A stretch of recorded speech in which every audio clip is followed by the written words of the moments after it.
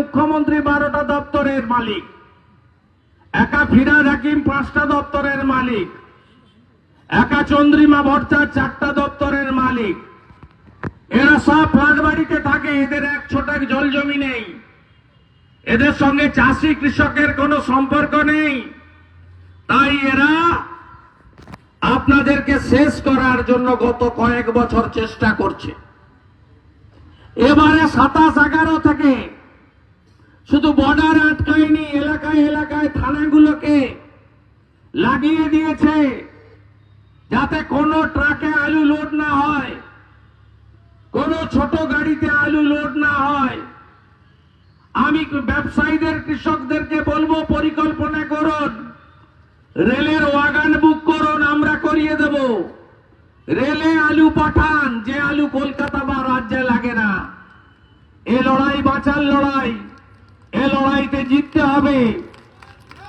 শুধুমাত্র কৃষকদের যা অবস্থা আপনাদের আমি বলছি, আমি কয়েকদিন আগেও স্যালাইন কাণ্ডে যে মারা গেছে চন্দ্রকোনা রোডে, আমি বাঁকাদহের কাছে ধাদিকার কাছে গ্রামে গেছিলাম।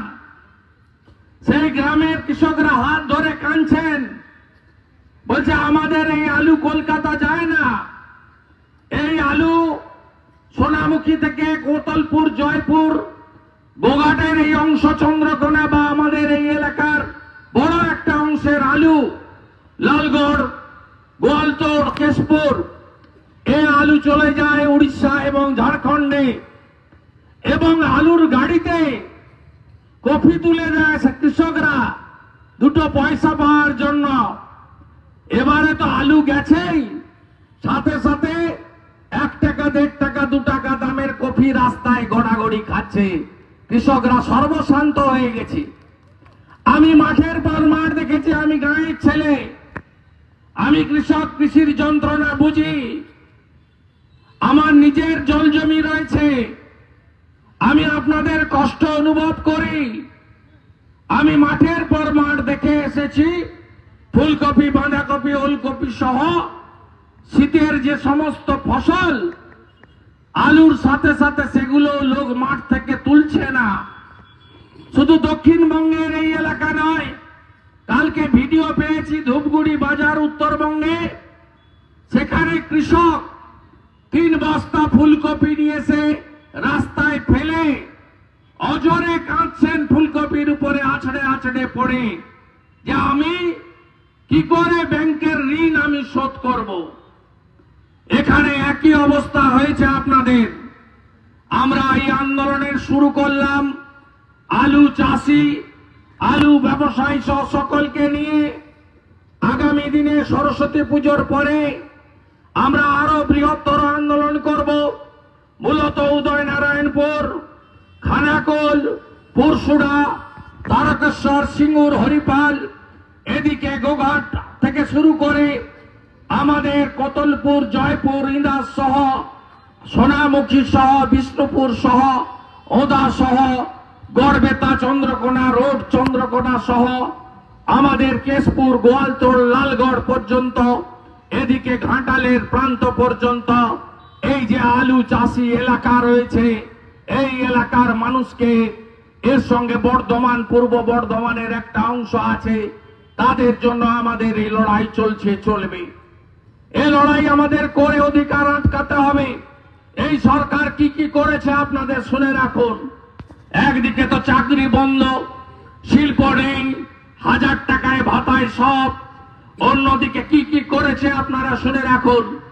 প্রধানমন্ত্রী কিষাণ সম্মান নিধি 6000 টাকা করে মোদিজি 2000 3 পাঠান। সেই তালিকাতে 71 লক্ষ কৃষকের পাওয়ার কথা, রাজনীতি করে মাত্র 50 লক্ষ নাম পাঠিয়েছেন।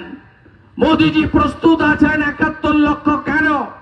যত কৃষকের নাম পাঠাবে রাজ্য সরকার, এগ্রিকালচার দপ্তর, এখানে কোন রাজ্যের শেয়ার নেই, মোদিজি দিতে প্রস্তুত আছেন।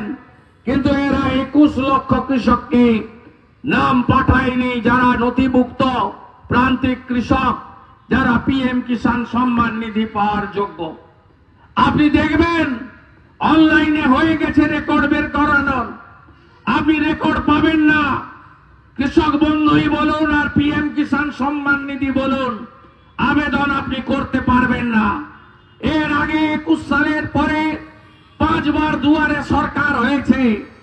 আপনারা যারা কৃষকরা পিএম কিষাণ সম্মান নিধি বা কৃষক বন্ধুর আবেদন করেছেন, একজনেরও নতুন করে পিএম কিষাণ সম্মান নিধি বা কৃষক বন্ধু করা হয়নি। এবারেও যে 24 তারিখ থেকে 1 তারিখ ধপের চপ দুয়ারে সরকার করা হবে, আগের আবেদনের নিষ্পত্তি না করেই করা হবে। আপনারা শুনে রাখুন, অধিকাংশ জমিকে রেকর্ডে কালা করে রাখা হয়েছে। কালার হিসেবে রেকর্ডে রাখার ফলে কৃষকরা তার অধিকার থেকে বঞ্চিত হচ্ছে। এই এলাকা বন্যা প্রবণ এলাকা। ভারত সরকার, আমি ইরিগেশন মিনিস্টার ছিলাম কয়েক 4 বছর আগে। আমি আপনাদের বলি, ভারত সরকার এডিবিআই ব্যাংকের 5,000 কোটি টাকা ঋণ ব্যবস্থা করেছিল। উদয়নারায়ণপুর থেকে কাজ শুরু হয়েছিল, নিম্ন দামোদরের কাজ একদম জামালপুর গলসি পর্যন্ত কাজ হওয়ার কথা ছিল।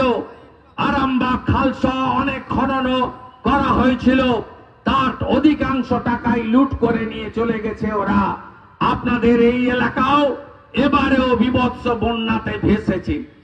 আর যখনই কিছু হবে অন্য রাজ্যের জন্য, ডেঙ্গু এলো কোথা থেকে? বাংলাদেশ মশা ছেড়ে দিয়েছে। জল এলো কোথা থেকে? ঝাড়খণ্ড ডিবিসি জল ছেড়ে দিয়েছে। বাঘ এলো কোথা থেকে? উড়িষ্যা থেকে বাঘ ছেড়ে দিয়েছে। উনার কোনো দোষ নেই, উনি কিচ্ছু জানেন না। উনি হেলিকপ্টারে ঘুরতে জানেন আর এপাং ওপাং ঝপাং করতে জানেন, আর ওর লোকেরা মাল তুলতে জানে। এমনকি আপনাদের এই এলাকার ডেমোগ্রাফিও বদলে গেছে। একটু খোঁজ খবর রাখুন, বাংলাদেশের রোহিঙ্গারা বসে যায়নি তো। আমাদের মোড়গ্রাম থেকে মেচগ্রাম পর্যন্ত এই যে রাস্তা চওড়া হলো, নরেন্দ্র মোদীজি 2200 কোটি টাকা দিয়েছে। এটা মমতা ব্যানার্জি করেনি, এটা ভারত সরকার করেছে। সব দোকান তুলে দিয়েছিল, আপনারাও ছেড়ে দিয়েছিলেন। হিন্দু দোকানদাররা আর ফিরে বসতে পারেনি। হ্যাঁ কিনা, ঠিক কিনা মা বলছি।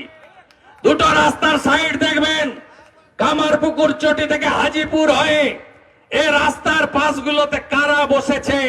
সমাজদার কা তো ইশারাই কাফি হয়। এর মধ্যে রোহিঙ্গা ঢুকে যায়নি তো, রোহিঙ্গারা এসে দখল করে নিচ্ছে না তো। আর অন্যদিকে প্রধানমন্ত্রী ফসল বীমা যোজনা আপনারা বঞ্চিত 2019 সালের পর থেকে। পিএম ক্রপ ইন্স্যুরেন্স আপনারা পান না।